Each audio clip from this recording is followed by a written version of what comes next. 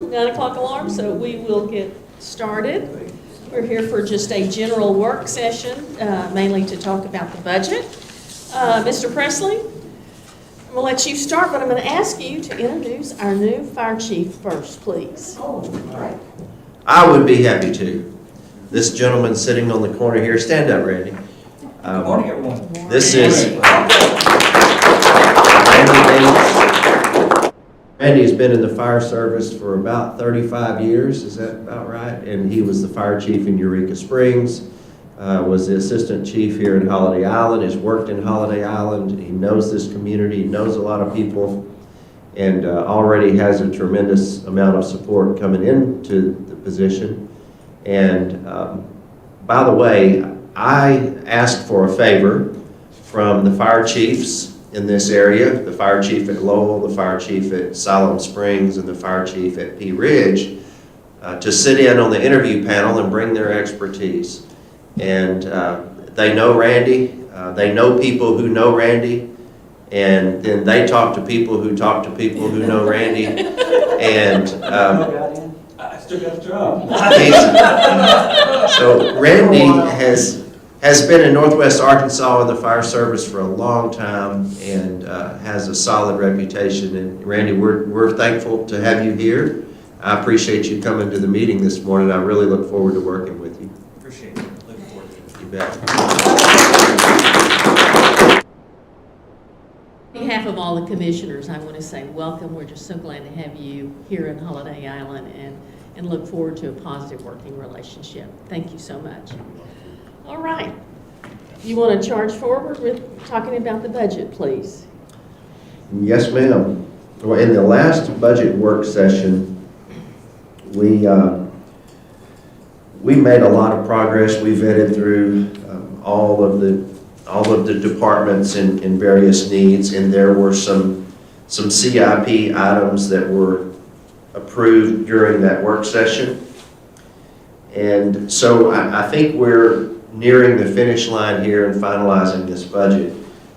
I think our goal for today is to maybe take a quick look at a few other CIP items if the board wishes to do so, and then make some decisions about the COLA increase for employees. I think everything else has been settled, but we did essentially, just for the benefit of those in the audience who may not know this, what I like to do is almost like a zero-based budgeting process. You just basically start back at zero and work through every line item through every department and justify it line by line. You know, things do change, and I'm not a fan of just carrying over the numbers just because that's what we did last year.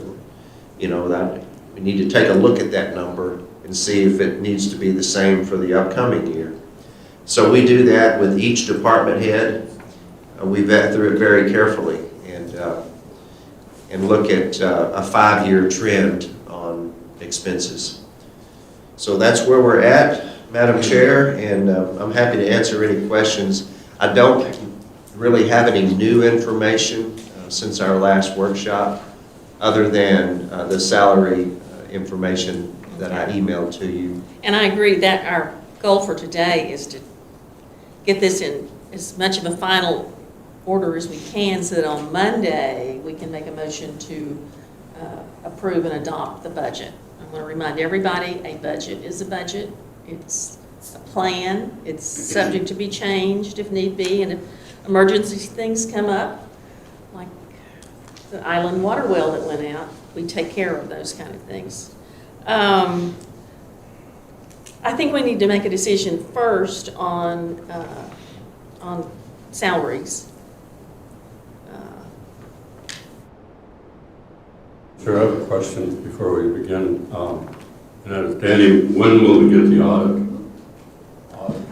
The audit will be presented at the next meeting, 1 week from today.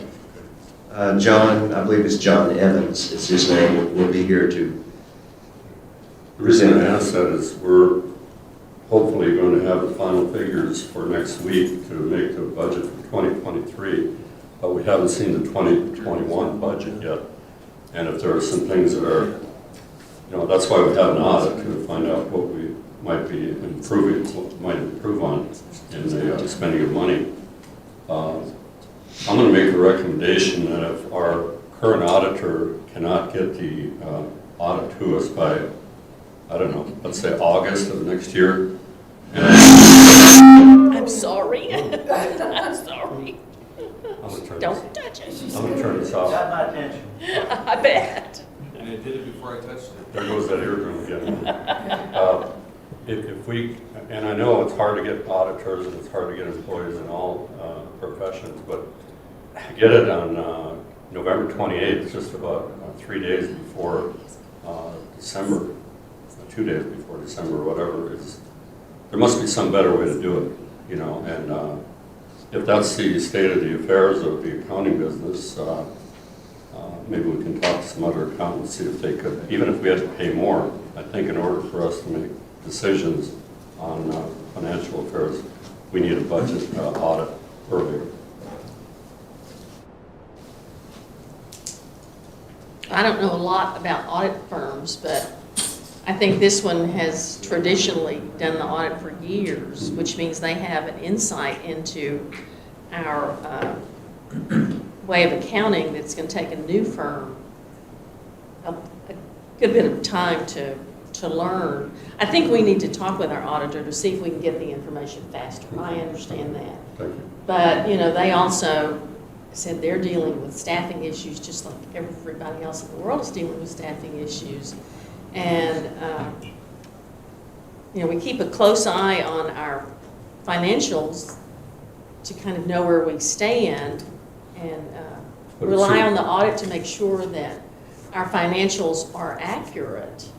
So It seems so that if we've been with this company for like 20 years, that because we've been a good customer and we're not a new customer, maybe we could get in the queue earlier and have at least the auditors come up here and start the basic work, meet with the staff and so forth. yeah. Rather, they came up rather late in the year, and then there's all the work that they have to do back from. So I agree, we need to say that we would much prefer to get this information earlier, if you could pass that along for us. Yes, ma'am. thank you.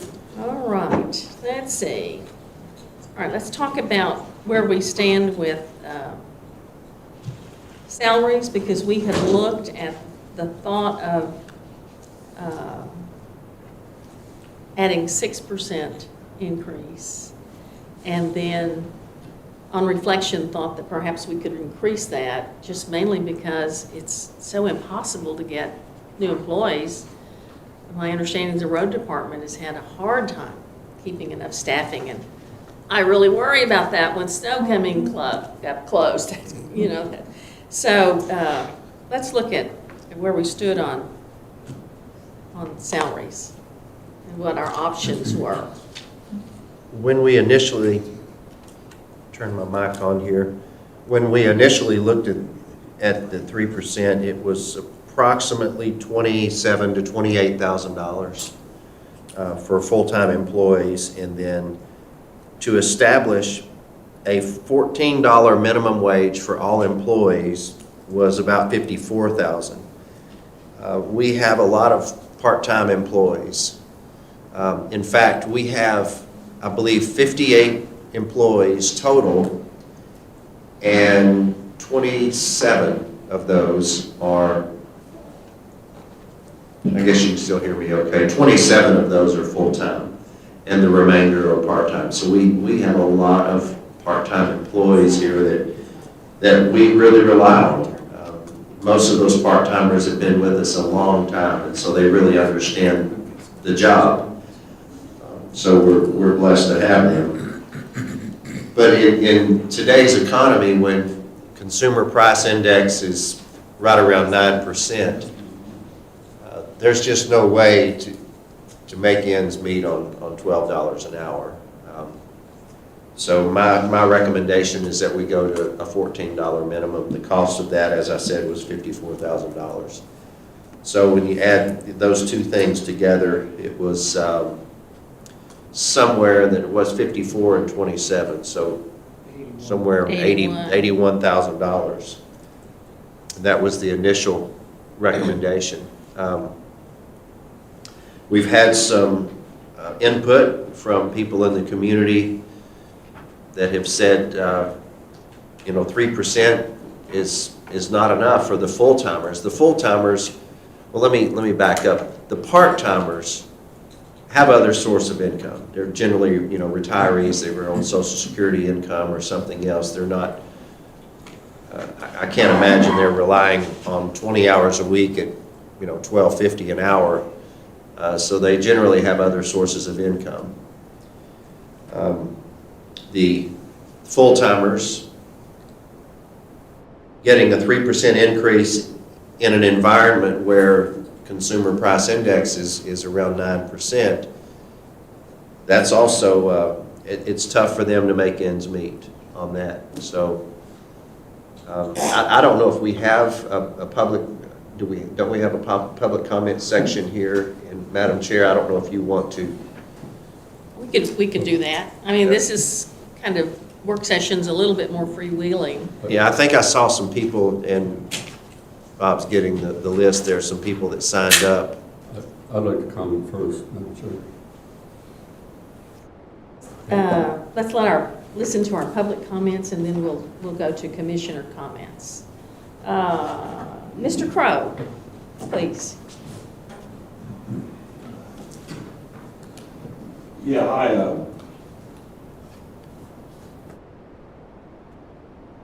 offering a 3% pay raise to our full-time employees is an insult. I think it's going to work out to about a $19 a week pay raise. We hear 8.6 and 9% quoted, but that's not a true picture. If you look at the consumer price index, you take out cars and big ticket items, if you look at the three main things that people buy, groceries, gasoline, and utilities, you're talking more like 16 to 17%. And every one of us know when you go to the grocery store that it ain't 8.6%. Things are higher. When you talk a full-time employee, let's say it's making $16 an hour, you're talking $55 a week. That comes out to about $235 a month. That's not a lot of money. And if you figure $16 an hour, what that comes out to a year, that's like $2,700 a month with an 8.6% increase. Now I know there's overtime. We shouldn't count that when we're looking at these employees and what we're paying. We've got some issues with our infrastructure. Y'all hear me talk about that all the time. But we can't do without these guys. We got a guy, Dan, that holds every certification that Arkansas offers for wastewater and municipal water systems. We can't afford to lose that guy. Because until we get this infrastructure taken care of, we got to keep it put together somehow. We got to get the leaks fixed. These guys are out there morning, noon, and night whenever they have to be. And I don't know, if we can dip into our haversack and find $500,000 or $600,000 for a rec center, then by God, we can give these people a decent pay raise. And I don't think that most of the people, I told Dan, I bet you 60% of the people in Holiday Island are on Social Security. Every one of us got an 8.6. My military retirement's going up 8.6. Still, it's not matching what I'm actually spending extra every month just for necessities. So if we talk about selling the sizzle of a rec center, and I think that's great, but you can't sell the sizzle if you can't keep the damn grass cut along the road. Okay, that's it, and we can't because we don't have the employees to do it. It's not that they're lazy, but we don't have the people to do the work. So if we're going to get employees here that'll work and stick with us and keep people like Dan, I don't think Danny deserves a pay raise, but I guess that's part of it. We need to look at this. I think 3% is an insult, and I would like to see the board grant our full-time employees an 8.6% raise. Thank you for your comments. Thank you for your comments. Mr. Selick.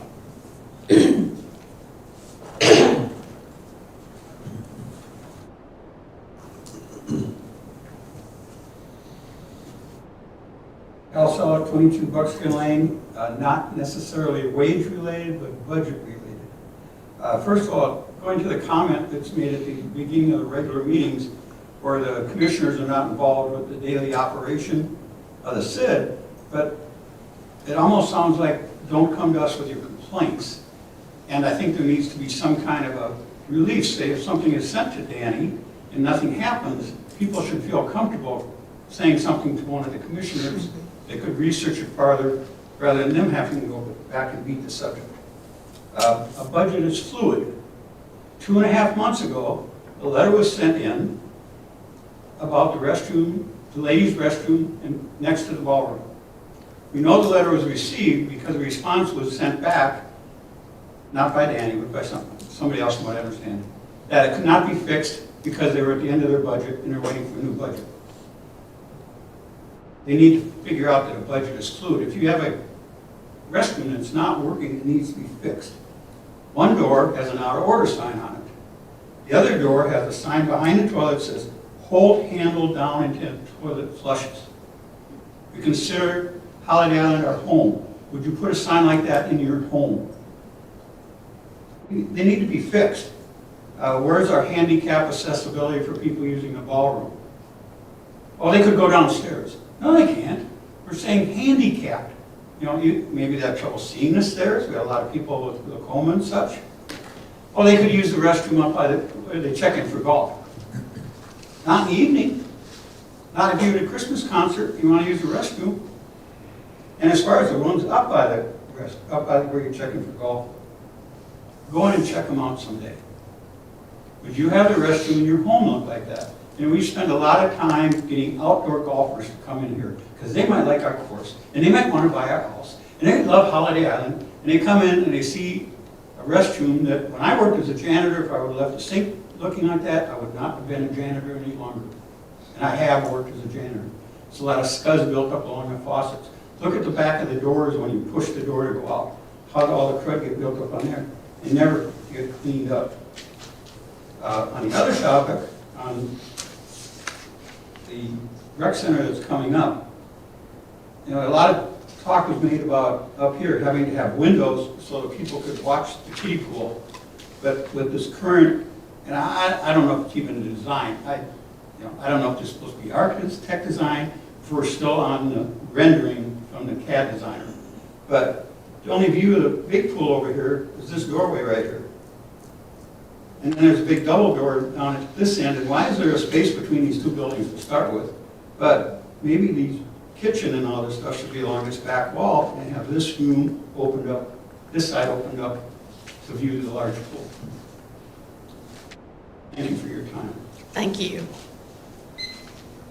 And I'm going to stop and interject for a minute.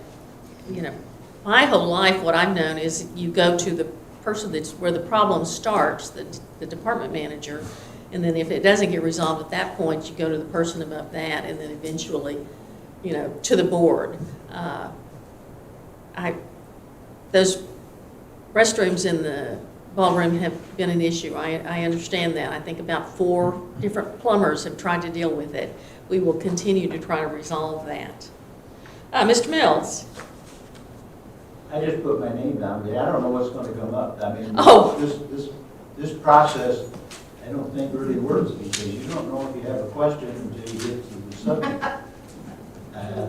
Well, our subject this morning is about the budget. Well, I don't have a question because I haven't seen the budget. No one has. So how can I All right. ask a question? It's work in progress. Commissioner Brown. Okay, thank you. I agree, Steve, with your comments, and I think that several of our employees, particularly those in the road and bridge and also water, need a raise. I would be glad to have it at $15 rather than $14. My neighbor works for Eureka Springs Public Works, and I think they're going to 15 just to try and keep their employees, and they have a difficult time just like we do. The other idea I came up with, and I sent it in to the board and to Danny, was maybe a 3% for those making over $40,000 a year and a 6% for under. So if you had a $14 an hour employee, that's 42 cents an hour. And I think your figures were good for the month and the year possibly, but that's only 42 cents an hour. If you have a $60,000 employee, and we have several in that category, it's $1,800 a year. $1,800 versus 42 cents an hour. So I know maybe the person working in the road and bridge does not have either the credentials or is not a manager or whatever. But I think to give 3%, 3%, 3%, or 6%, 6%, 6%, we're not taking care of the lower paid people. And as I said, it's 3% of 60 is a lot more than 3% of 42 cents an hour rather. I think if we had I don't think we have a salary schedule for any positions here in Holiday Island. I don't think we do.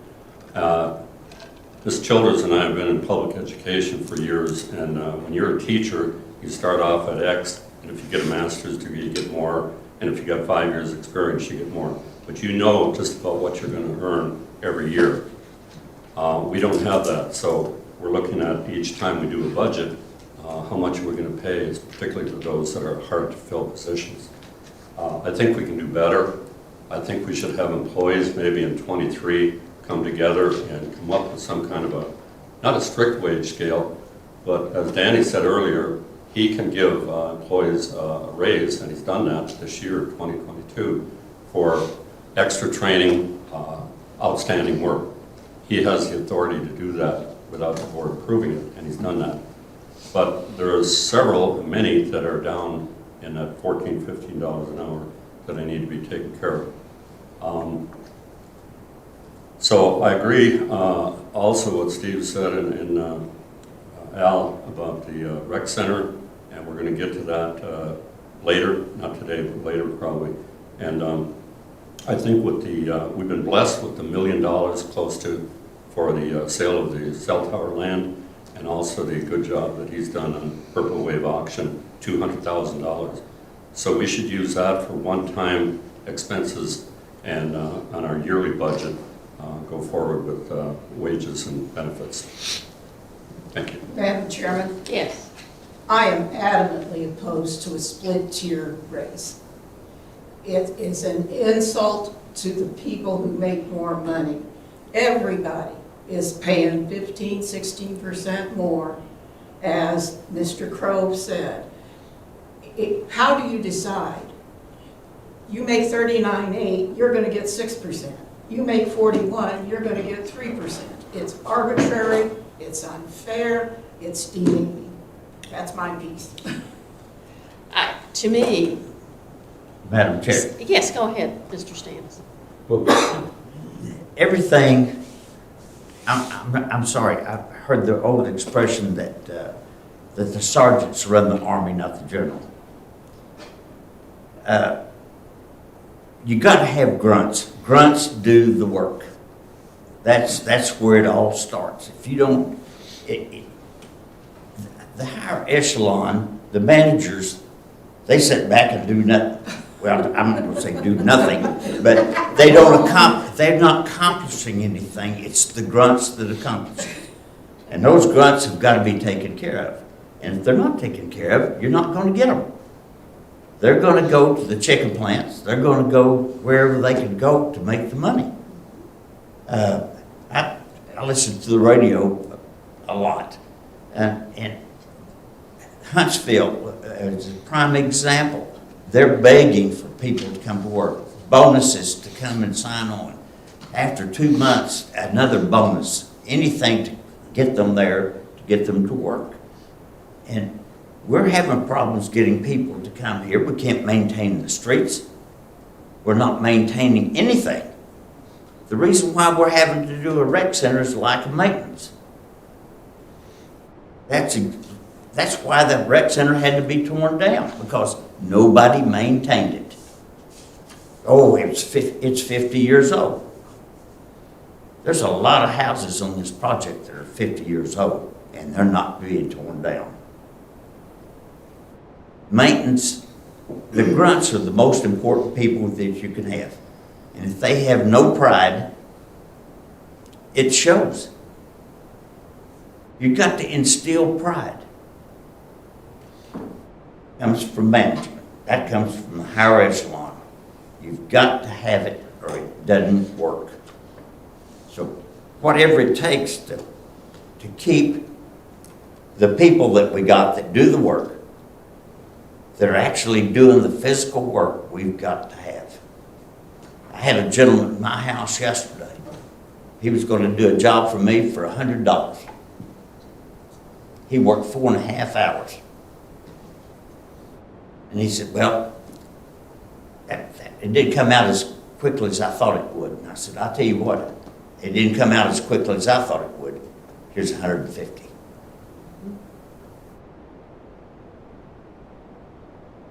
I would definitely support moving to a $14 an hour or $15 an hour for the hourly wage people. But we have 27 full-time employees. These are the people who plan, organize, keep track of everything.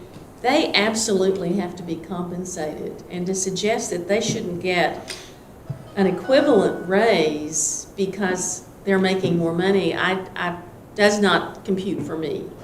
We need every one of those experienced people who know how to run the road department, who know how to plan for the golf course, who know how to make sure that the water bills are sent out and that the tax statements are rendered and the bills are paid. We need all of those full-time employees. So I would not have a problem going with raising the minimum wage and going to 6%. I think Mr. Crowe's right. We live in what's considered a remote community. It's harder for us to get and keep people. And I think we're no better than the people that work for us, and we need to compensate them accordingly. And you instill pride by compensating everyone fairly. What does it say to the person that gets half the raise of everybody else? We don't value what you're doing for us. Well, Madam Chair, I have one comment about the higher paid people. Our new fire chief, I'm so glad to have you, but I'm sure in the last few days or week or coming forward, you're going to negotiate your salary with the district manager, aren't you? Okay? He's got 35 years experience or more. So he's going to be at a salary that's commensurate with all the other small towns around here. And we're certainly glad to have you. Well, the managers do that. We mentioned water, road and bridge, and others, and the district manager. They do that when they come in and they're hired. So they're at a salary that they are pleased with and happy with. Otherwise, they wouldn't be here. The guy or gal making $14 and $15 an hour, as Larry said, doing the actual work out there in the ditch and the street and the water plant, they are dependent upon us to make a raise. So I'd like to see us go to $15 an hour at least for those part-time people. We do have some part-time people that are already at 15 or more, but that's the minimum, I think. And we have to go to 6%, but at some time in the future, I asked Danny about this, and I'm asking the board, let's come up with some kind of a sustained superior performance award, more pay if you've been here 20 years rather than 1 year and you leave right away. Let's have some honoring dedication to the district. Let's look at that instead of everybody gets 6%, everybody gets 8%. Let's come up with some kind of a system, a salary schedule, so that I know if I'm the auditor here or the secretary, I know exactly what I'm going to be making 5 years from now, and I might be making more if I do a really good job or take on extra responsibilities. Madam Chair. Yes. Merit raise. This across the board thing, that doesn't build any incentive whatsoever. Merit raises build incentive. You do a good job, you get paid. You do a bad job, you don't get paid. It's as simple as that. Merit raises builds pride. It builds pride in what you're doing. And if you don't get me, I've got a lot of across the board raises in my life, but the merit raises were the most important to me. And that's what makes the difference. If you're doing a good job, get rewarded for it. If you're doing mediocre, you get mediocre. And that's where it comes from. That's what builds pride. And this community is totally lacking pride. I see it everywhere I go. The roads are not mowed. The roads are patched, but they're speed bumps. We got 17 speed bumps on Holiday Island Drive because they're not patched right. A jillion thing, you got to have the pride or it's not gonna work. And pride starts at the top. That's my case. The one other thing that I wanted to emphasize too is all of our managers are working managers. They're not people who are sitting behind the desk pushing pencils. They're out fixing roads, mowing, doing all of those things. So I don't want anybody to think that they're not putting in the absolute utmost they can, as well as managing the department and the people that are under them. So Since do this is we kinda have, freewheeling, can I make another comment? go for it, Steve. I go back to Dan. I don't know Dan Schrader. I don't have any skin in this game. I don't know anybody that works for this district. I ain't an employee out there that I'm friends with or that I know, but I see them working. And when water lines break, I don't see them leaning on shovels like the old joke is. These guys are out there working, and I have witnessed that firsthand. But you need to take a look at Dan, for example, and ask yourself, when's the last time this guy had a significant raise? He's one of the most highly qualified people that we could hope for. I'm surprised, quite frankly, he's still here. There's a difference between cost of living adjustments and merit pay raises. They're not the Exactly. same thing. If you want to have a pay structure and have merit pay raises, that's a great thing. Nothing wrong with that. We're talking about a cost of living. Now, you said something, you mentioned my name. I did not say 6%. I said 8.6. I don't think I can get them to buy Yeah, into that. you can. You want to talk about pride, then tell you guys you appreciate the work they do. They've lost 16% of their buying power. And you can slice it and dice it however you want to, but when they go to the grocery store, that's what they see. Yeah. They don't see 6% or 8%. We're not even asking to come back and make up for all of that loss, but there's a difference between merit pay raises and cost of living. And if they were worth it last year, it should be worth it this year. And that's all that this should be about, is getting their pay, help them at least some keep up with this inflation. But we haven't witnessed it for 40 years, probably longer than a lot of those guys have even been alive. Yeah, yeah. I remember the 80s, and Yeah. hamburger going up. Madam Chairman, Yes, I think, well, let me start over. I worked in the banking industry. We did not have a schedule of salaries. You had a floor, you had groups of earnings and steps, but there wasn't the formal thing like in education. And I don't think we can apply what you do in education to this type of environment. I would favor a cost of living increase in times like these particularly, and maybe 6% is still on the low side, and if we could go to 7 or 8, knowing that it may be a one-time thing because inflation will calm down, that's fine. And then we can work to install a merit system where we put aside a specific amount of money in the budget and we give merit raises. The way it worked at the bank where I worked was each manager was given a range. And when I left, inflation was low and it was 3% for all employees. The manager looked at who had done what and allocated those wages, those percentages as he saw fit. And I think that would be, I think we can have both. Our immediate problem is taking care of the employees we have, showing our appreciation by not shortchanging anyone, and realizing that we have an excellent staff that needs to be taken care of. I have one more comment, ma'am. When do I get it? Well, But that's what Johnny, you've been patient. I wanted to say that everybody in Holiday Island, 58 employees, their salaries record, that's a public record. You can get that. And we've given raises. Danny told us about a raise, and I'm not going to go into individual people, but he does give raises when he needs to and he wants to. So it's not that employees are staying where they are. Correct, Danny? Well, the only raises I have given were for people who have changed positions or responsibilities. And wasn't it for more certificates and licensure? For, Yes, yes, and that, along with that certification comes additional responsibilities. so that's the reason I'm talking about. Thank you. Commissioner Dyer, your turn. Thank you. First off, I mean, we need to recognize that above and beyond any problems we may think we have in this district, we're nothing without our people.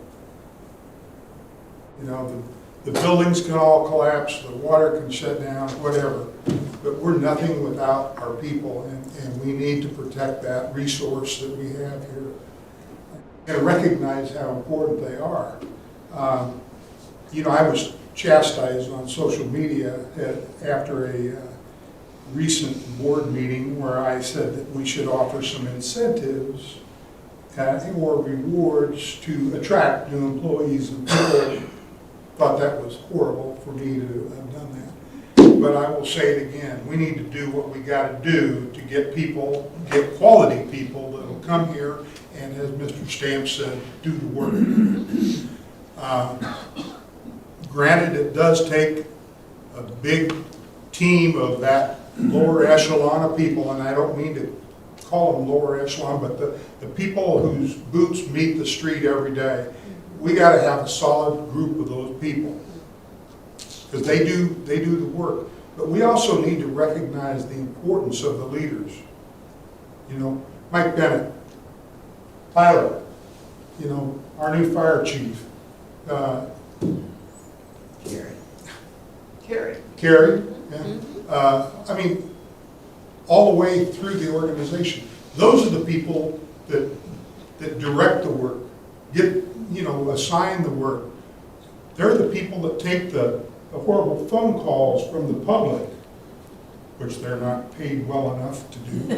But, they're the people that direct this, and to shortchange them, I think would be a horrible mistake, and I really do. And granted, 6% on top of $60,000 is a bigger chunk than it is on top of a person that's making $35,000. But likewise, their costs have increased. Their cost of living has gone up. Everything that they spend their income on has increased. And also, every year they work for us, they have more experience and they're more marketable to go to what I'll call our competitors, the other communities in the area, and get a job. And so I don't think it's fair to have different cost of living. Because that's what we're looking at. Is Yeah, we all need to recognize this is cost of living. Now, I'm a big advocate of merit increases. I don't like a set, structured, tiered system, because that rewards people who may not be performers. But to reward people like Mr. Stamp said, who go above and beyond, who do the extra work, I have no problem with that. And I don't think we've ever totally told managers that they couldn't do that, have we, Danny? I think they, I know Kenny Schrader, or Kenny Dehart, when he ran our streets department, roads department, he rewarded people, when they took on a role of being a mechanic or whatever. So we need to give our managers the authority to do that. But I would be very much in favor of a $14 an hour base starting rate to begin with here. Ken, what did you get? You probably got a letter from Social Security. How much are they going to give you in 23? Yeah, 8.7, and I heard Yeah. anything. Yeah. I wasn't covered by Social Security, but that's beside the point. No. People pay into Social Security, Bob, so it's not a Well, it is, because a lot of them don't pay in. Did you get a letter from Social Security? Yeah. Everybody. How much are you going to get? Well, they told me I need to pay more for my insurance. That's right, that cost went up too, didn't it? So Suzanne, how much are you gonna get? But Here's your carrot, and here's the onion. Social Security and pay raises are two different things, and our No, this managers. isn't a pay our raise. managers- We're not talking about pay raise, Our Ken. We're managers- just talking about inflation. Cost of living. Cost It's of more living. money you're talking about, but the managers are doing okay. The managers are doing okay. That's your opinion. Okay. The, Ask what they're making, then, But- but the but guys you- making well, let's 14, get why it not straight. 15? You Why not pay for 15? responsibility and experience, and that's why we pay managers more. is They That's take right. on the responsibility and they have the And they're doing okay. experience. They're doing okay, so. Well, they It's- shouldn't be. That's not the point. Yeah. The point is fairness, equity. If I were an employee and found out half the group was getting 6% and I was only getting 3%, I'd be looking for a job. Okay, fine. All right, everybody in here just about sitting in the audience, and most of the people around this table have heard about infrastructure. I've heard about it for 6 years that I've been on the board, and this is the first year coming up in '23 that it looks like we're going to do something about it. We've got a budget that's finite, we can't go over it because we've got, the city has come in and if we overspend our assessment for your home or your lot, we're going to be out of business in about 10 years, 12 years. So that's what I want to hear later in the meeting or next Monday, what our 780 is going to be for your R1 lot. So we've got all these needs, we've got all these wants, and I agree this is a big one. Okay, so I think we should make a decision. It's the best we can do with the budget we have and move on. And I value our employees too. I know many of them personally. But we can talk about this till 2 p.m. Yeah, we can, Yeah. and that's what we've got to do. We have, our district manager, we give him responsibility for salary administration, but we need to give him guidance on what kind of amount to put in this budget to go ahead and finalize it. We have the money to do any of these increases that we're talking about, right? yes. And I stay can within add- our current income. Can I give some perspective, some context? Please. When, Mr. Crow said 8.6, you said maybe 7, 6 is what I presented. The cost is essentially $11,000 per percentage point. Okay, thank you. So that's the difference between 6 and 7, $11,000. Well, So we need to give Danny direction on what to go.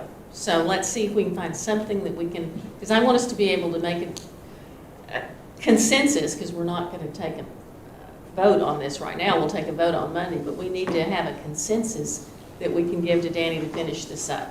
I'd like to make it $15 an hour minimum for any new employee. Okay, $15 for new hires. A minimum wage. Yeah, Well, new okay. hires. Now, I think you need to understand you're talking about people that were hiring off the street, Yeah. coming in the door. Well, if the guy that just was hired a month ago was 14, then probably we We're should gonna do make that too. adjustments, yes. And there are gonna be some people who may have been a part-time employee here for 10 years, and they might be making $17 an hour. Theirs is gonna be adjusted proportionately, correct? Well, they wouldn't be reduced, they would be where they are. because But they they've should given get a me- raise too. Adjusted upward. Yeah, and you lose your whole sense in salary structure They're- when you. They're all gonna get $1 more an hour because it's 14 before, plus they're gonna get 6 or 8% cost of living. Is that what we're talking excuse me, we're talking, what we're talking about here today is cost of living increase. Mhm. All right, that's what it's all about. Number one, if we're gonna give a cost of living increase, don't bicker back and forth about it, we just need to give it. We Right. need to give it to the employees, then we need to sit down and say, okay, here's going to be, if we hire someone new, all right, number one, Joe, if he can run a backhoe, he deserves more than one that can run a shovel. Sure. All right, everything is based on their capability. But a cost of living raise is a cost of living raise. I mean, let's face it, it's just that. We're not giving somebody a merit raise, we're giving cost of living. And cost of living is cost of living. It didn't cost any less for me to live than it does for Bob. So we need a percentage to tell Mr. Presley what to work our budget out. So somebody give me a number. Well, knowing that it's 1% equals $11,000, 8% is a reasonable number. That's $22,000 more than we are budgeting to take care of our employees. May I add, just for clarification, I want to make sure that the board is clear on this. That percentage applies to full-time employees. Okay, so, okay. Okay. All right. Would that work for you?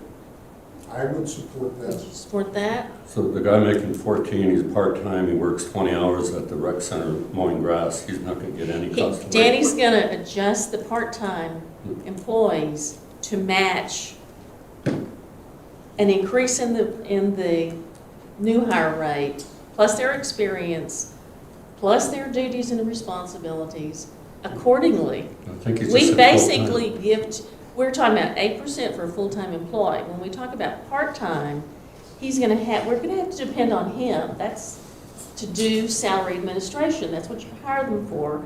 He's gonna adjust those salaries to what's logical. Well, what's the difference in 3 and 6% then? We started out with 3 2 weeks ago, and then we got a call and we went up to 6. That went from $54,000 cost to $108. And now we're coming in today and saying, you know, is it part-time or is it full-time or is it everybody? Because the fellow in the ditch digging a pipe out that's broken, he's got the same cost of living as I do when I'm Right. retired, right? Right. But I think Danny just said full-time. Didn't That's you, Danny? right, 8% for full-time. Correct. And what for part-time? You want to you figure out how to do that and take care of all of the, Well, I hate to see us take too big of a step at once as far as establishing a new base minimum salary.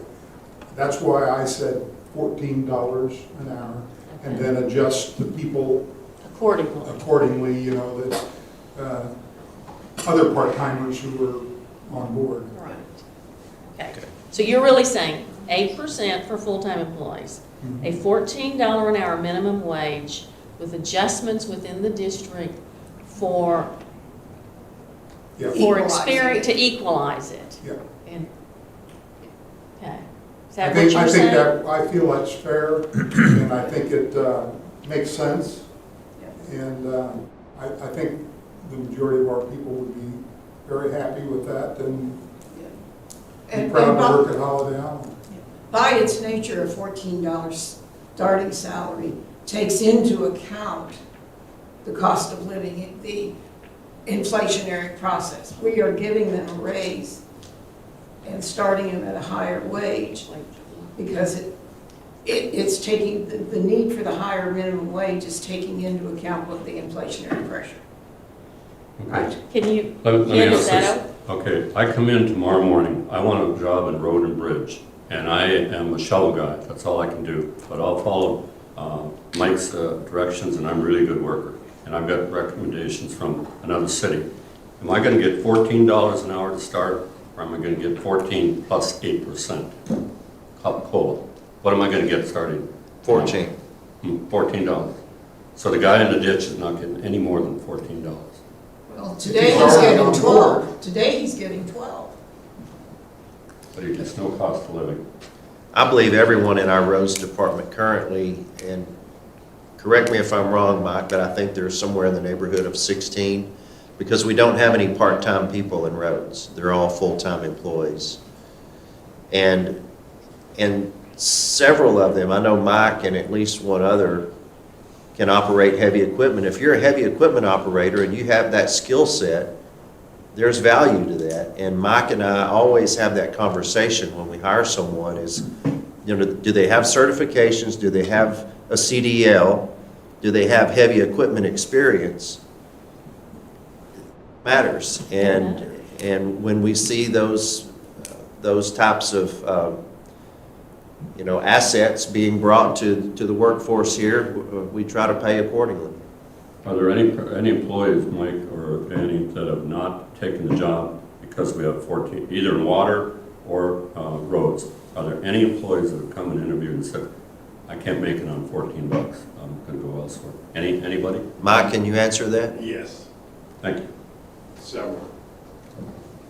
I couldn't get anybody for 50, Okay. so, and I work it every day. Yeah. I'm out in the field every day, Right. and it's all a team effort. I think most of the supervisors on each group, I know the golf, they work with the guys, everybody works together, it's a team effort, Right. so, I mean, I have to have 4 people, 5 people on some jobs just to do it safe. How many vacancies do you have right now, Mike? I have 2 right now. Two. And how many does Dan have, Danny? The water sewer? I don't believe there are any vacancies in water. So Danny, Yeah, go ahead. I know people, again, on social media and in the public have made comments that we're not hiring because we don't have the money. Oh, That could not be farther from the truth. That is not the And, case. Is extremely inaccurate. If Mike were to come to you and say, I've got a qualified guy who has applied, but he won't come to work for $14 an hour. He has experience, he has these qualifications. Is there anything that prohibits you from saying, what will it take? No, sir. Would $16 do it? I think that the difference is if you have a full-time employee who's coming in, they're relying on that salary. It's probably their sole source of income. So it's more difficult to bring someone in full-time at $14 an hour. In fact, it's near impossible. Now, if you've got someone who wants to come in part-time and just make a little extra money, then they're probably willing to do that for 14.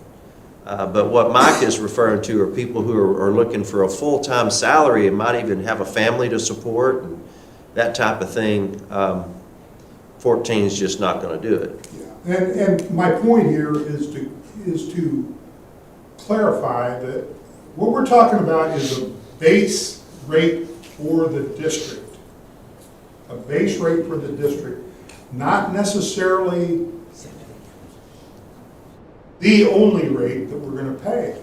If Tyler has a candidate come to him in the spring who, oh, by the way, has a degree in agronomy, well, heck yes, he'd be worth a little bit more money, wouldn't he? Sure. And if Dan Schrader has people come and apply for jobs if there's an opening, and they have some state certification in water or sewer, they're not locked into that $14. I mean, there's latitude, is my point, so, Yes, sir. sorry.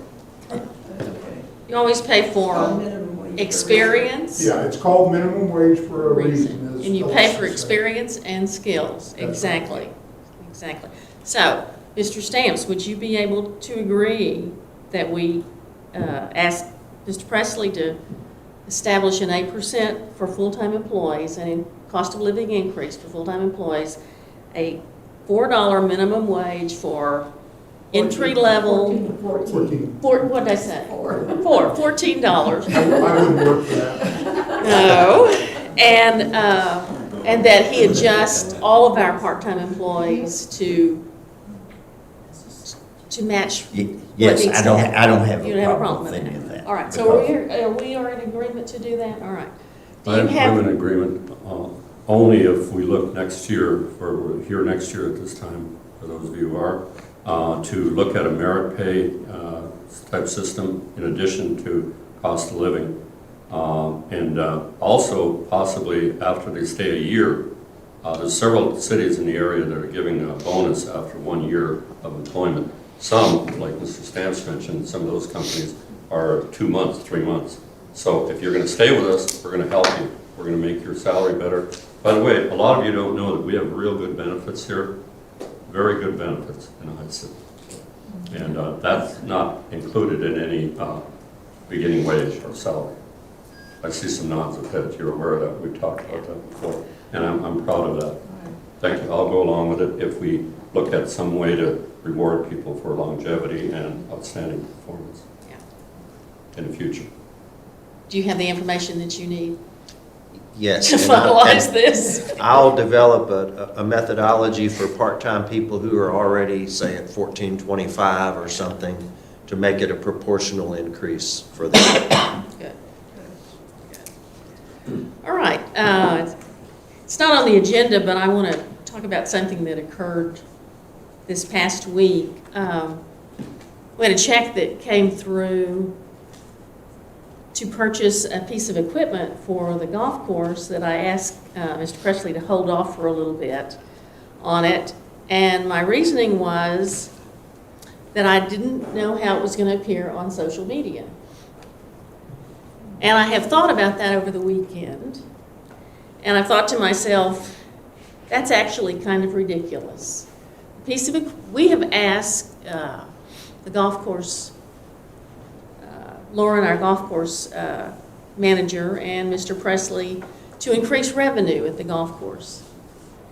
And they came up with an innovative way to offer something at the golf course that's not available at any golf course around here. It's something that you can go in the middle of the dead of winter and do virtual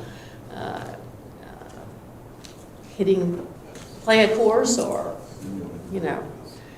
Since I'm not a golfer, I don't exactly understand what it does, but I know it's innovative and new.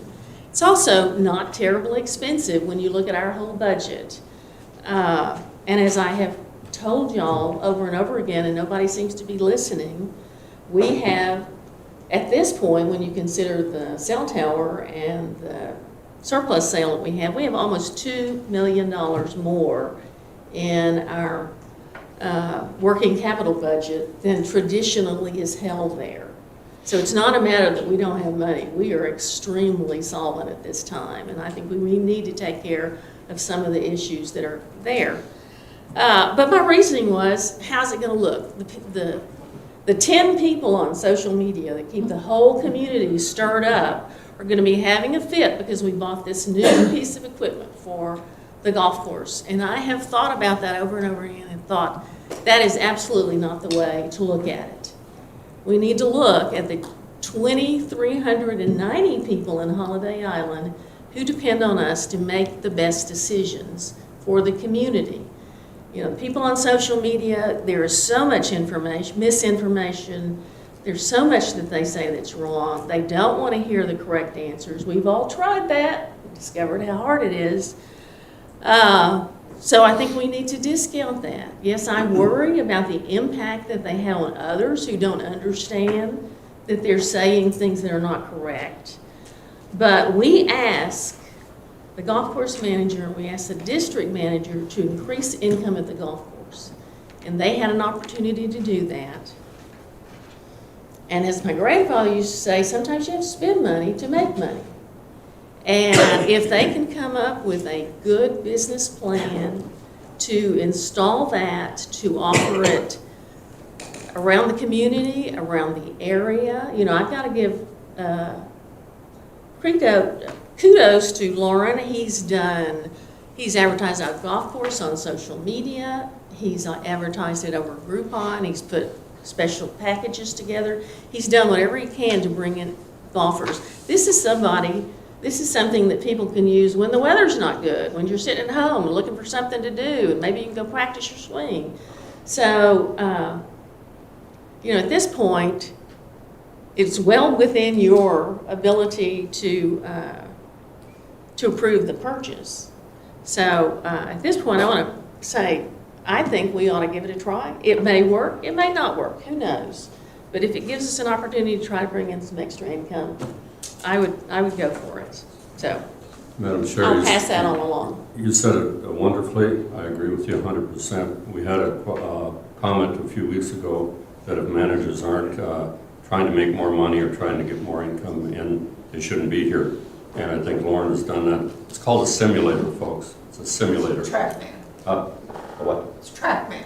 Yeah, I don't know the brand name, but you hit the ball into a screen or a net, and it shows you how you're doing. A lot of the big golf courses have them. Our consultant who's coming in December probably would recommend it also. But it's not a frivolous item. It's one that I think will be profitable. It might be a little bit before it is until it's paid off. But I appreciate you bringing it up. And Well, go for it. I think what we have to realize is that we are responsible to the 5,000 property owners in this community. Right. And not to the 10 people who are screaming these things on Facebook and creating all this dissension. And so I really feel like if Lauren thinks he can make it work, if he can convince Danny that he can make it work, let's give it a try. It's not that much money. So that's why I brought it up. I wanted to kind of clear that air. So any other comments? Well, the only thing I've got to say is, it wasn't really successful at Wolf. Yeah, but you got to realize Wolf didn't have golfers as a client. That's exactly right. They don't. And they were going to charge a whole lot more money than we were. We have golfers as clients. We have people in Northwest Arkansas that come to play golf here that might go, oh gosh, look what they have at Holiday Island. We don't have that at any other of our public courses. That's very true. We should try it. Might use it for warm-up instead of going down to the driving range. Sure. So I did that wrong. Well, Suzanne, one comment I saw on social media or a phone call to me was that we were going to close the driving range because of this. No way. That's not in the cards at all. Yeah. The driving range is there, it's going to be there forever, and it's operative every day. Don, you put your hand up twice. Don House, 68 Shilsburg. Can you tell us how much it cost? It's around $10,000. Okay, and where will it be located? They're going to put it on the lower level of in one of the rooms that's not used for anything else. I think it's in the pool. Yeah. Okay. And there will be a charge to use it? Yes. Okay. Yes. It's a revenue generator? It's a revenue generator. Okay. Yeah. Okay. Exactly. All right. Any other comments?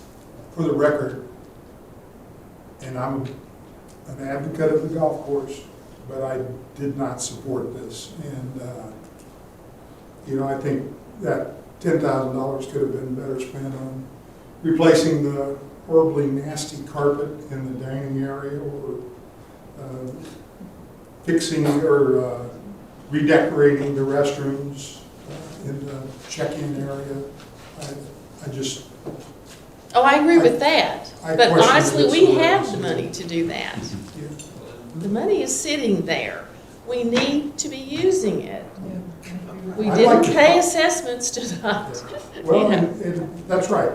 And I would like to know who told, a resident or a client at the clubhouse that there was no money in the budget to fix the restroom. We'll ask Dick, yeah. Well, would you investigate that, please? I figure it's already on your list, but Yeah, I was just looking at the CIP list here, and we have the bathroom remodel listed here as a CIP project. Someone mentioned the doors, I believe it was Al, the doors and the handicap access and all of that. That is listed here. I think that's one that we, To mention indoors is dirty, they just need to be cleaned. The door Maintenance. comes, I don't go in the ladies, so I can tell you what's wrong, but I know the men's, when you walk out of the door, when people push on the door, you gotta clean that once in a while. As far as the repair being a capital improvement project, why? If the bathroom's broken now, Fix it. fix it. it should be fixed now, the Well, we had- ladies' ballroom bathroom. We've had 4 plumbing companies out here, and about 6 weeks ago, we tried another one. And so it's not for a lack of effort. It's just there's something in that pipe, and it's inside of concrete, so they would have to, chip it away, basically tear out the floor and redo it. And if that's what we have to do, that's what we'll do. We'll get it fixed. It is on our list here of projects. Well, if 4 people said that's what it was, I don't understand pulling it off as a CIP. It's a, It's a maintenance problem. It needs to be repaired. Apparently should have been repaired years ago. Maybe it just happened within the last year, but. I think the CIP thing though was to redo the front restrooms by the check-in area. Yeah, the approach. Yes. The ones back by the clubhouse, or by the ballroom were done 2 years ago. And this, as Al said, is a maintenance issue. And, if we need to bring in dynamite, let's do it. But, well, we weren't waiting on 2023. 6 weeks ago, we had someone else out here working on it. And I'll check with Lauren and see what the status I is. worked during voting and women were using that restroom. Yeah. It bothers me to hear that it's not working. I was not aware of that either because we hired a different company to come out here, like I said, about 6 weeks ago to fix it. And I'll check the status on that. Maybe it's time to get bids on the repair work. If you could get plumbers to You give know, you a Well, bid. Have we become so departmentalized that we don't have a maintenance crew? Well, not. Not for that type of job, we don't. Heavy Well, work, but- I mean, we don't have we got roads. All we're gonna do is roads. We got water and sewer. All we're gonna do is water and sewer. Well, what about the rest of the thing? What's gonna keep the building standing up? Do we just don't do maintenance and then we tear them down? That's what we're doing right now. And it's what we're doing right now. There needs to be general maintenance of the entire project. You've got to have it. And you can't go out and say, okay, I need someone to come in today because we got a crack in the window and take care of that. You need a crew. You need people that have capabilities to do things. For 16 years, we had a pride team here. They took pride in what they did, and it showed. That's why we sold 5,000 lots. You couldn't sell 5,000 lots today because of, all right, Well, I'm preaching to the choir. I have a question. I agree that we need a cleaning service or we need a dedicated cleaning employee. I think what has gone on at the clubhouse is the part-timers or the outside guy who's a part-timer is expected to clean the outside restrooms and do a good, it's just kind of spotty, the work that's getting done. And I would see, I don't know what it would take to hire a cleaning person as a full-time who can go from down by the rec center and the island room and clean that all up, whose job it is to be the cleaning, Yeah. the janitorial service. And I think that would go a long way to improving the appearance of our property. I don't know who made the decision a long time ago in the past. I'm sure it's because money was tight. But as far as I know, there is no one in Holiday Island who's designated as a custodian. Yeah. Or as a maintenance person, Yeah. or as a landscape. That And is Danny and I have had conversations about trying to hire someone to take care of landscaping. Well, Ray does a good job out You there. know, by the that kind of golf thing. course all the So, time. I mean, yeah, that has been neglected. I agree with you there, Mr. Stamps. It's something I would like to see us look at.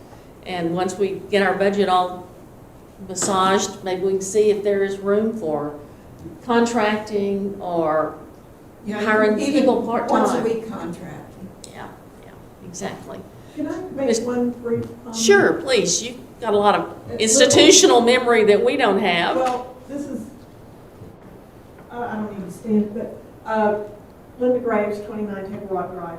But that bathroom, and I would bet Suzanne and Phyllis know, that bathroom, one stall has been out of commission for over a year. 2 years.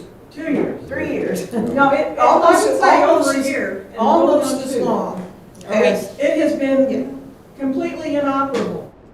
Is that inside the pro shop or in No, the the, one in the hall. one in the hall? Okay. Yeah. by the I mean, ball. I can't believe it. and I've mentioned it several times, nothing gets done. He's called plumbers for over a year. Yeah. I mean, and it was only last week that he found a plumber that would go down there with a camera. That should have been done a long time ago. Mr. Selleck? Oh, sorry, my arm was up so long I cramped. Al Selleck, 22 Buxton Lane. Normally, we don't call on raised hands, but we will during the work session. Al Selleck, 22 Buxton Lane. Yes, the bathroom by the ballrooms, 2 years ago, were done as a CIP project. They have very pretty sinks. That aren't In the functional. ladies' restroom, as these two ladies just confirmed, and as I have photographic proof, I didn't take the picture. But the one stall That says, sounds out of order. Yeah. There's a sign in the other stall taped to the back wall that says, hold down handle until toilet flushes. Toilets don't work that way.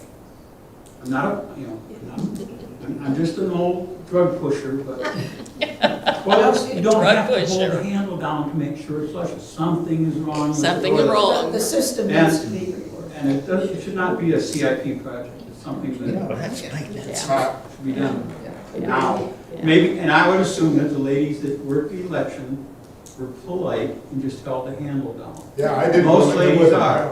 I don't know how that worked out, but. But, you know, That's, and again, like I say, if it doesn't work at all, and maybe that's why I put the sign up, because it wasn't working before, but you're losing your handicap accessibility.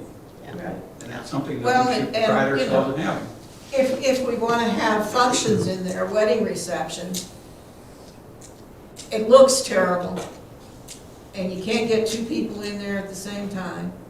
And my understanding was that the men's room has leaks around the urinal. But that's, I think the whole plumbing system in. It looks like works. that, yeah, Yeah. yeah. I'm wondering if we could get a plumber that would do the jobs, and then Danny, you sort of hire them on as your premier plumber or electrician. In other words, if you come when we need you, we'll pay you a bonus, or we'll pay you higher than what somebody else is getting. Because they're booked up about 2 and 3 That's weeks the in problem. advance. So, but if we got one plumber, one electrician that would come when we need them, that would be wonderful, and it would be worth a little extra money, in my opinion. Yeah. All right. Now that we've got that. Any other topics? I got a question. Any other? Brian Tagley, Pharaoh 35 Berkemau. And this is a sincere question to the board. Why are we considering $10,000 for a simulation when we have a driving range right behind my house? Why are we paying $10,000 for that, yet people are still wondering why the bathroom isn't fixed after 2 years? You say you have money for one thing, just to blow away, but then you can't even fix a bathroom. Please help me understand. Nobody said we don't have the money, Brian. We just don't have we haven't We can't found get the a plumber to person fix it. to fix it yet. Once again, Larry, I this would is get the ball. based on your question. Why are we so, what was the word used? Compartmentalized. Sorry for the stuttering. Why don't we have somebody that can fix the bathroom on the team that can do that? Why do we need an outsourced plumber? Why can't we find somebody on the road crew or anywhere to fix this bathroom? Why are we talking about this, and why is it not getting fixed? Well, unfortunately, in today's world, there's more people going around with one of these stupid things like this all day and sitting back on their butts and not working. That's why we're having problems getting people to come to work here, because they don't want to work. They don't know how to work. And you know what? The parents didn't teach them how. I want to do that. Well, But anyway, yeah, we're not going to solve those kind of issues, No, but I we're can not. say, my observation, just as a resident over the years, is that HISID has consistently tried to keep staff as lean as possible, and in order to keep expenses down as much as possible. You can't afford to keep a plumber. You don't need a plumber full-time. Now, yeah, it's frustrating that it's been 4 or 5 plumbing companies that have looked at this and haven't been able to resolve it. It almost sounds like it's gonna have to be completely rebuilt, which may be the next thing we need to do. I think we need to just look at what we need to do forward. You know, what happened in the past, I'm not sure. That's what I've seen. I don't think we are totally, I mean, we are compartmentalized by areas of responsibility, but, you know, when there's a fire to put out, and I use that term, and I don't mean a real fire, you know, when there's an issue, our employees have always exhibited teamwork Absolutely. beyond what I would have ever expected. I mean, when it comes time to plow snow, Brian, there'll be people from every department, and golf operations, from the fire department, they all go to work. And likewise, when there's issues with equipment, the people in the roads department have always helped the other departments. I mean, they all work back and forth, and again, we got criticized for that too, so. I think Yeah. unfortunately, the ball gets dropped sometimes. Sure. Yeah. And it's just like this bathroom issue, which I had addressed many times. And I know even during COVID, when the building was locked down and they finally let us go back in and use those ballrooms. So that was 2020, that the sign was there.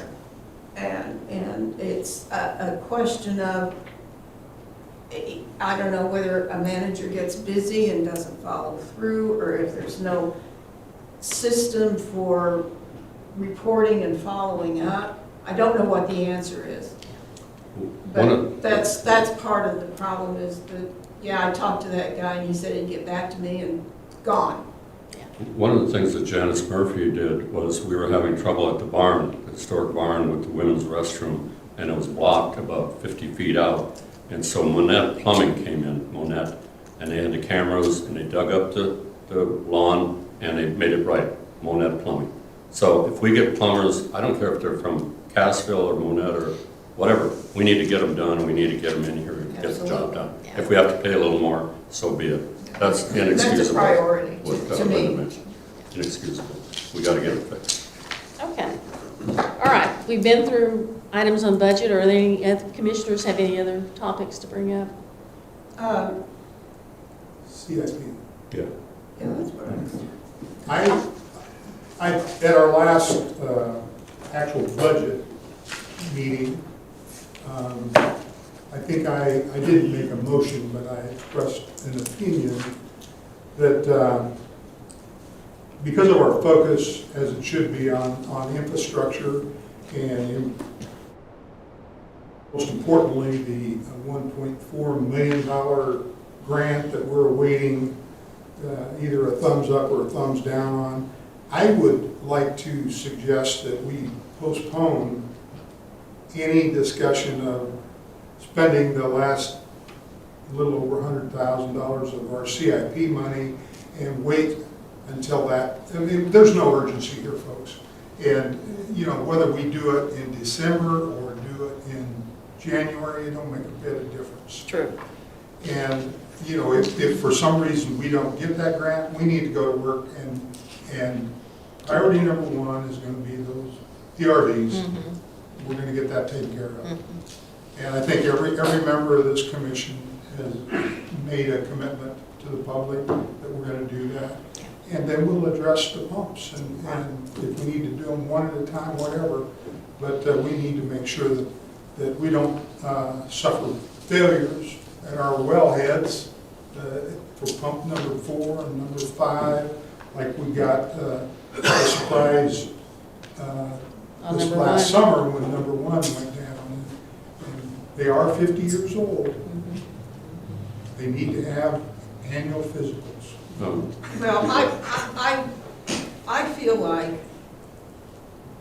we can't kick the can down the road on this either, because we have managers who are looking forward to what they can spend next year on their capital improvements. And whether or not we get the grant, we need to give them the necessary information. I think that the amounts that we have delegated for that we're working towards for our CIP, we can, I don't see any reason to postpone the CIP, to be perfectly honest. What item would we be in peril for if we delayed maybe a month or 6 weeks? The scheduling, the work. Well, there's some of it, like the, planning, Some of it we've already approved. yeah, the tank painting, the water tank painting, I mean, that's on a contract basis, that has to happen.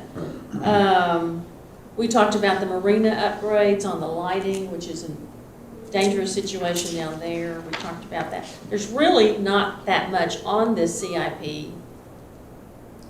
that we wouldn't- They're that small amount though, Suzanne, But that we didn't deal with. Yeah, I don't think we should. that's what I'm talking about. Yeah, that's what I thought you were saying. I apologize. Yeah. No, that's fine. We're I'm clear. we're just not gonna add anything above and beyond what we talked about before. Okay, Exactly. that makes sense to me. Like I Yeah. said, I think that we owe it to our managers to know what they're gonna Yeah. have to work with so they can Yeah. schedule work and order parts Yeah. and, you know, So do everything as they we'll need to approve the do. budget. Yeah, those few items that we didn't get to, that we'll just leave, yeah, I can see that. I have a question for Danny.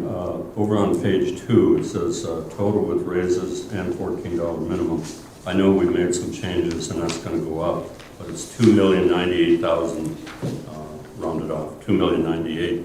Now our budget for this year total was like 4.7, I believe.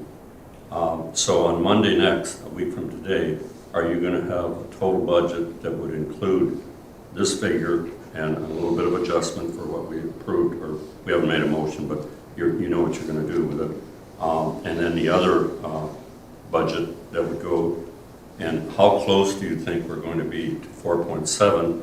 And then secondly or thirdly, what is that going to be in terms of a assessment amount that people have to pay on their R1 property?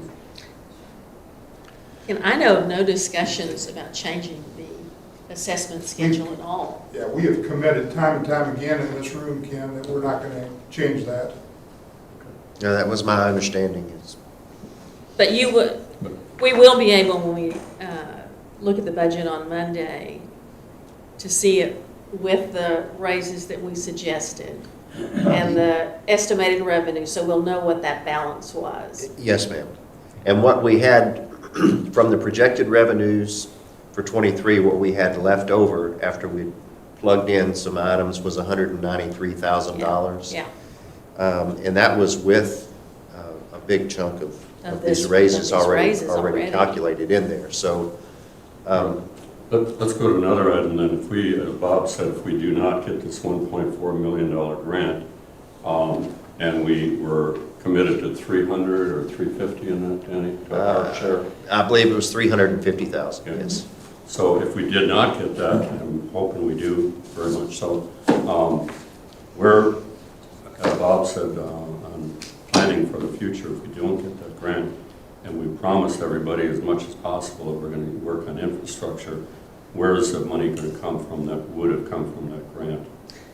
I'm not talking about this. We have $2 million more than usual sitting in our checking account that we can use to cover those items. That's not in reserve, that's in No, checking. no, that is not in reserves. Reserves are completely different. We In the keep- money market account. It's in the money market account. If you add the, I understand. yeah, so there's plenty of money to deal with Yeah. some of those issues. Is it gonna take care of the, the UV filter? I don't know, but it'd certainly get the PRVs easily done. But we're not doing all of them, we're doing 5. We're doing all of them. Good, okay. Then the other question is, how much of that 2 million will go to a rec center? We'll cross that bridge when we get there.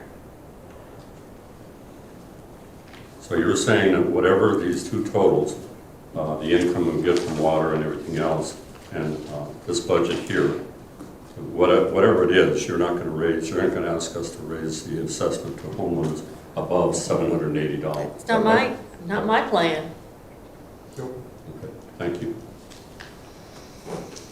Okay, anything else? All right, I call this meeting adjourned.